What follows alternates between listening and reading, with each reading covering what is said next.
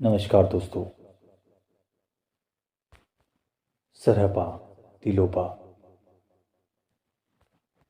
जैसे योगी संतों पर व्याख्यान देते देते सहज योग की यात्रा करते करते एक प्रश्न आ जाता है। प्रश्न अत्यंत गंभीर गहन है, जो अक्सर हम सभी के मस्तिष्क पर बहुत चोट करता है। हम लोग जिसके बारे में अक्सर सोचते हैं। भक्त भगवान से एक बार फिर बहुत ही गहन प्रश्न करते हैं, जानना चाहते हैं, अपने संशय को दूर करना चाहते हैं। भक्त पूछते हैं, हे प्रभु, जीवन में इतना दुख क्यों है? आखिर परमात्मा ने यह कैसा जीवन रचा कि इतना दुख उठाना पड़ता है? भगवान गंभीर हो जाते हैं। संत ओशो कहते हैं, ये तुम्हें किसने कह दिया कि जीवन बस दुख का ही नाम है? यद्यपि दुख यहाँ है और हर दुख तुम्हें निखारता है, और बिना निखारे तुम सुख का अनुभव करोगे भी कैसे? जीवन दुख ही दुख नहीं है, यह तुमसे आखिर कहा किसने? हाँ, यहाँ दुख है, लेकिन दुख केवल भूमिकाएं हैं। में सुख की केवल भूमिकाएं हैं, एक भूमिका तैयार करते हैं। जैसे फूल के पास कांटे होते हैं, में सुरक्षा करते हैं फूल की। कांटे फूलों के दुश्मन नहीं हैं, उनके रक्षक हैं, पहरेदार हैं। कांटे फूलों के सेवक हैं। हर दुख परीक्षा है, हर दुख प्रशिक्षण है। तुम ऐसा समझ सकते हो, कोई वीणा वादक तारों को कस रहा है। अगर तारों को होश हो तो लगेगा कि बड़ा दुख दे रहा है, मोड़ रहा है, तारों को कस रहा है, बड़ा दुख दे रहा है। लेकिन वीणा वादक तारों को दुख नहीं दे रहा। भीतर से परम संगीत पैदा हो सके, इसका आयोजन कर रहा है। तबलची ठोंक रहा है तबले को हथौड़ी से। लेकिन तुम जरा गहरे में जाकर देखो, तबले को अगर होश हो तो तबला कहे बड़ा दुख है। जीवन में बस दुख ही दुख है। जब देखो तब हथौड़ी, चैन ही नहीं। मगर तबलची तबले को केवल तैयार कर रहा है कि नाद पैदा हो सके। दुख नहीं, जैसा तुम देखते हो वैसा परमात्मा तुम्हें तैयार कर रहा है। यह सुख की अनंत यात्रा है, लेकिन यात्रा में कुछ कीमत देनी होती है। यात्रा जितनी सहजता से कटेगी या काटनी हो, मूल्य चुकाना पड़ता है। सोने को शुद्ध होने के लिए आग से गुजरना पड़ता है। बीज को वृक्ष होने के लिए टूटना पड़ता है। नदी को सागर होने के लिए खोना पड़ता है। इस सब को तुम दुख कहोगे। दुख कहोगे तो टूटने की बात हो जाएगी। यह कोई दुख की बात नहीं। ऐसा जो जानता है वही जानता है, यहाँ दुख भी है, सुख भी है। लेकिन हर दुख सुख की सेवा में रत है। यहाँ कांटे भी हैं, फूल भी हैं, लेकिन हर कांटा फूल की सेवा में रत है नयन में अश्रु भी यदि, अधर पर मुस्कान भी है। और जिनकी आंखें कभी रोई नहीं, उनकी मुस्कान बासी होती है। उनकी मुस्कान में तुम धूल जमी पाओगे। उनकी मुस्कान में तुम धुलावट नहीं होती। उनकी मुस्कान में चमक नहीं होती। जो रोए ही नहीं कभी, उनकी आंखों से आंसू नहीं बहे कभी। उनके होंठ गंदे होते हैं, आंख से आंसू बहते रहते हैं। होंठ ताजे होते हैं, संग स्नान होते हैं। जो रो सकता है वह हंसता है, तो उसकी हंसी में फूल झरते हैं। और जो रोने की कला जानता है, उसके तो आंसू में भी फूल झरने लगते हैं। जो पूरा पूरा निष्णांत हो जाता है, उसके आंसू में भी समंदर है। उसकी मुस्कुराहट में भी सुंदर तारे नजर आते हैं। अरे थोड़ा खोजी बन जाओ, थोड़ा खोजो। किसने तुमसे कहा कि जीवन में दुख ही दुख हैं? ये तुम्हारे तथाकथित त्यागी तपस्वी ये तुम्हें इसी तरह की व्यर्थ की बातें कहते रहते हैं। जीवन में दुख ही दुख हैं, कांटे हैं बस। सब बुरा ही बुरा है, त्यागो, भागो, छोड़ो। लेकिन ध्यान रखना, जो जीवन को त्यागता है, जीवन को छोड़ता है, उसने ईश्वर का ही अपमान किया। वह नास्तिक है, वह आस्तिक नहीं है। ऐसा मैंने क्यों कहा? खूब सोचकर बोला। अगर तुम चित्रकार को प्रेम करते हो तो उसके चित्र को त्याग कैसे करोगे? और अगर तुम मूर्तिकार को प्रेम करते हो तो उसकी मूर्ति का त्याग कैसे करोगे?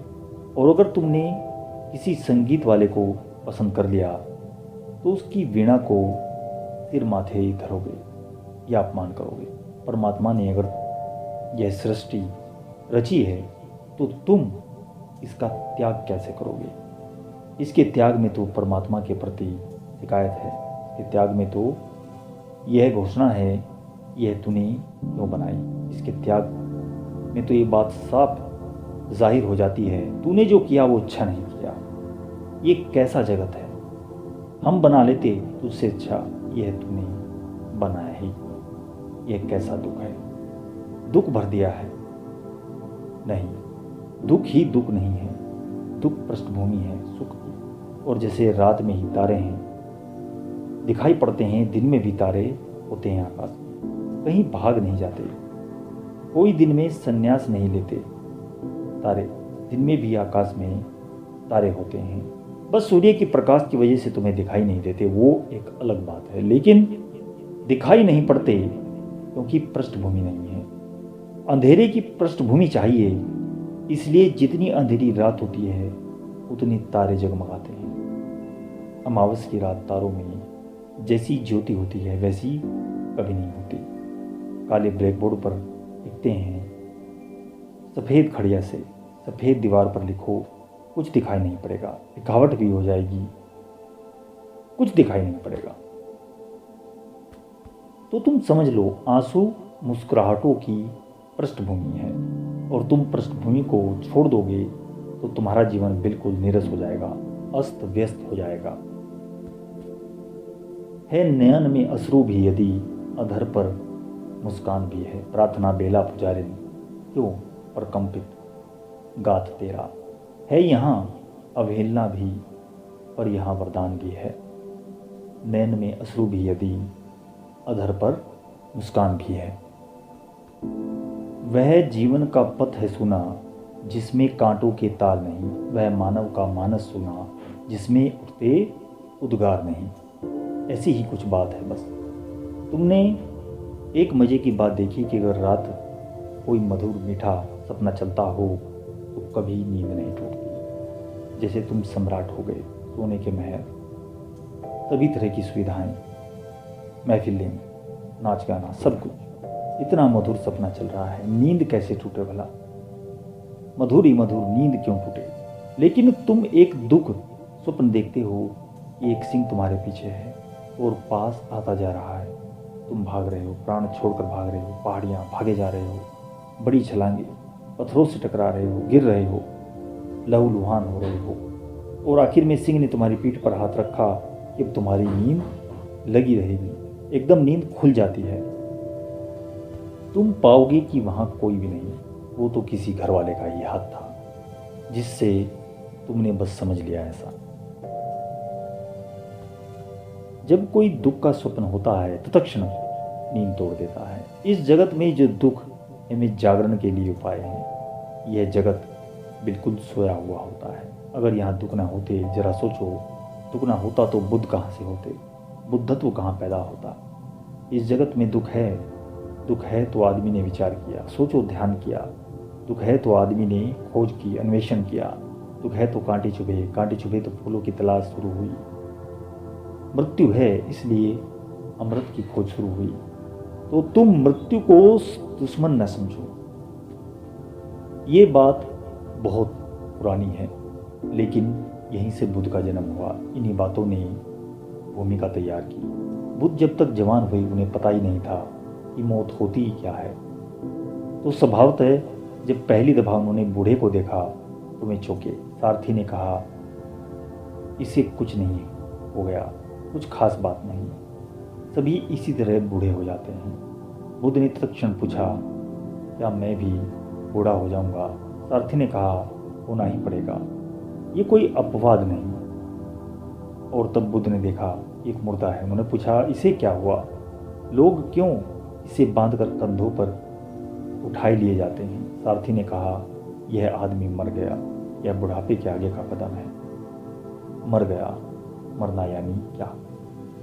बुद्ध को पहली दफा मृत्यु का आभास यहीं पर हुआ और बुद्ध ने पूछा, क्या मैं भी मर जाऊंगा?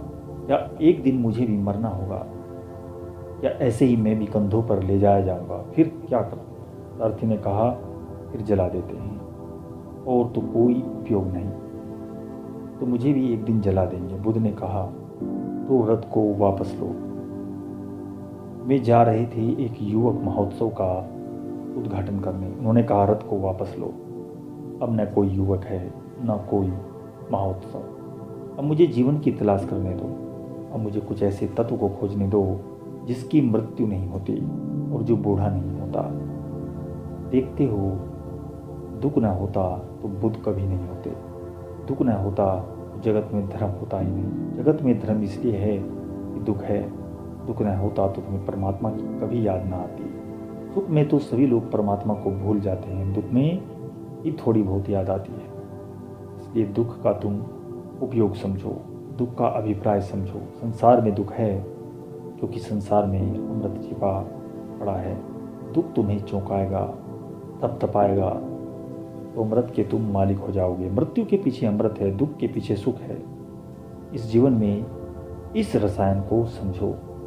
दुख दुख कहकर भाग मत खड़े होना, भाग कर कहीं भी नहीं जा सकोगे। दुख दुख कहकर सिकुड़ मत जाना, डर मत जाना, भयभीत मत होना। दुख तो चुनौती है। यह जीवन का पथ है सुना, जिसमें कांटों के तार नहीं। वह मानव का मानस सुना, जिसमें उठते उद्गार नहीं। वे कांच खंड सी आंखें, जिसमें आंसू की धार नहीं। वह है पशुओं का सा जीवन, जिसमें असीम का प्यार नहीं। इसलिए इतना ही कहूँगा, जीवन में दुख ही दुख हैं, क्योंकि इसका अंतिम परिणाम बहुत संघातक है। अगर जीवन में दुख ही दुख हैं तो तुम पत्थर हो जाओगे, तुम पाषाण होकर मरोगे। नहीं, जीवन में बहुत सुख भी है, दुख नहीं है, ऐसा मैं नहीं कहता, क्योंकि वह तो झूठ होगा, वह तो दूसरी यति हो जाएगी। कोई कहता है जीवन में सुख है, कोई कहता है दुख है, वह एक गति है। मैं तुमसे कहूँगा कि जीवन में दुख ही नहीं, दुख है, खूब है, मगर सुख के मुकाबले कुछ भी नहीं। और सारे सुख को तुम धीरे धीरे करके पी जाओगे, तब तुम्हें ये बात समझ में आ जाएगी कि दुख है, बहुत दुख है, लेकिन दुख के मुकाबले सुख ही ज़्यादा है। धर्म त्याग नहीं है, महाभोग है। इसको ही मैं धर्म कहता हूँ। आशा है तुम समझे होगे, आनंद के इस रस को तुम पिए बगैर नहीं छोड़ोगे। प्रश्न पूरा हो जाता है। आगे मिलता हूँ दोस्तों, किसी ही ऐसी वीडियो के साथ, सत्य खोज के साथ। ओम नमः शिवाय।